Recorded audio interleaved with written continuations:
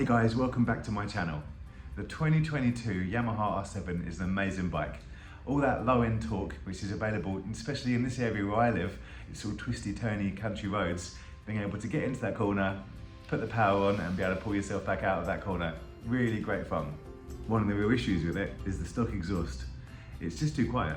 And when you're riding through traffic, especially while you're filtering and you want people to notice you, there just isn't that sound there. Heck, I can barely hear myself when I'm blipping the throttle going through traffic. I'll give you an example so you can hear how it sounds.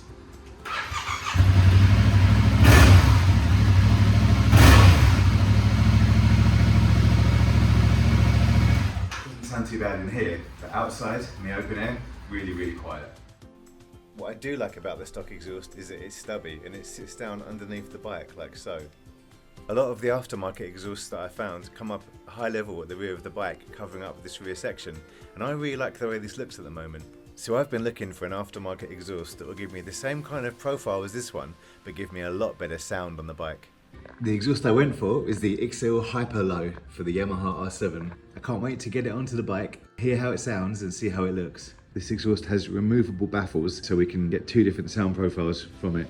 If it's not loud enough with the baffles in, those will be coming straight out. But let's find out. According to the paperwork, this is actually Euro 5 compliant.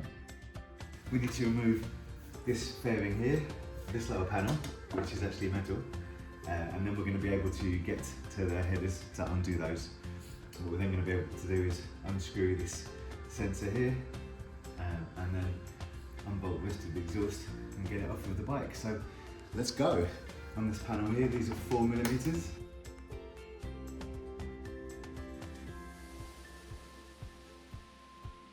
Around this side of the bike, we've got these two fasteners here that need to be slightly unscrewed, and then you can pull these out.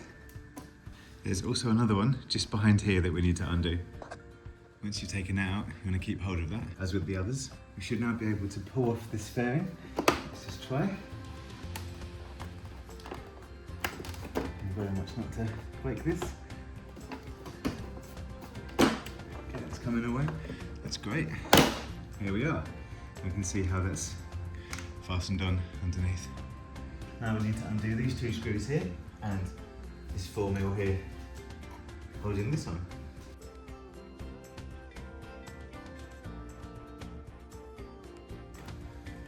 Okay, and remove this now.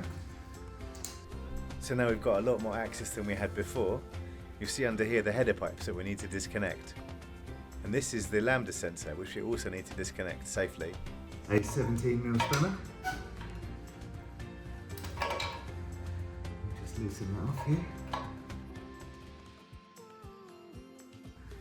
And there we are. Undoing the headers requires a 12mm socket.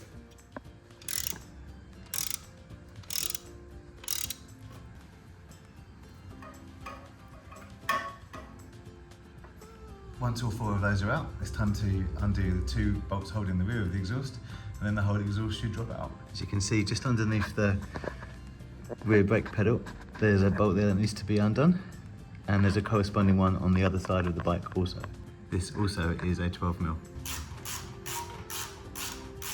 On the other side of the bike, this is accessed just above the chain. With everything undone, now we should actually be able to lower the exhaust away from the bike. Support it from both sides. There we are, and it's off.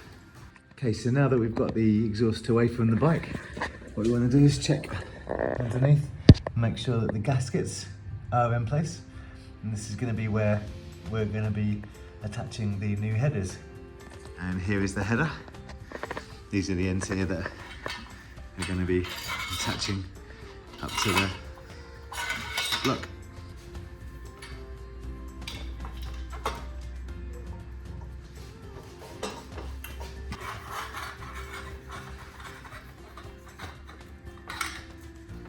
So what I'm doing now is I'm attaching the bolts to connect the header.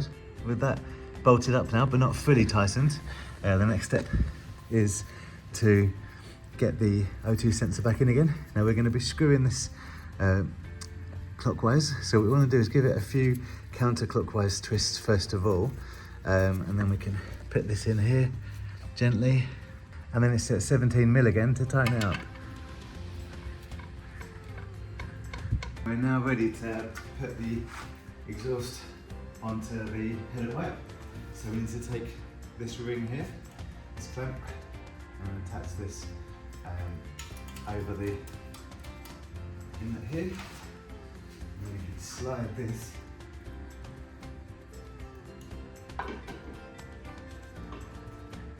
over the header to connect it.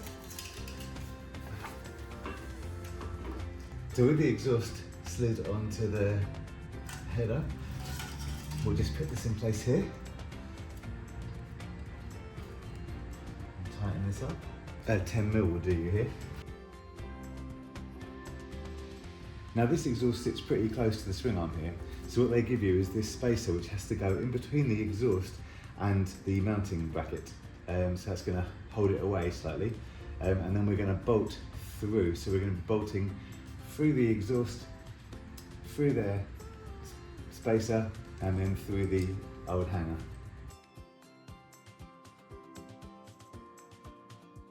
This is in here now. I actually ended up having to put an extra little washer on top of the other washer just to get the exhaust to clear the swing arm. And you can see it's actually scratched some of the paint off of there, so I'm not so happy about that, but what can you do? And you can see there the spacer in between the bracket and the exhaust. Okay, the exhaust is now fitted. So I've tightened up the bracket, I've tightened up the clamp, and I've gone up and tightened up the connection to the headers. I've checked the lambda sensor there, so it's time to fire this up.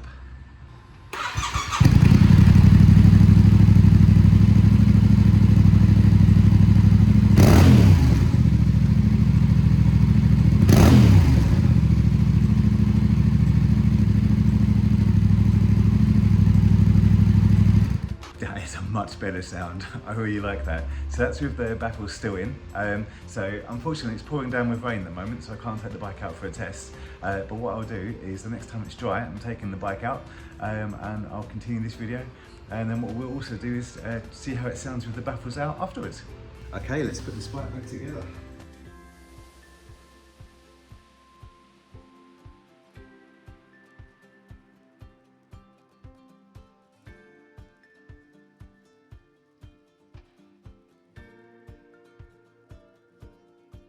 That's the bike put back together.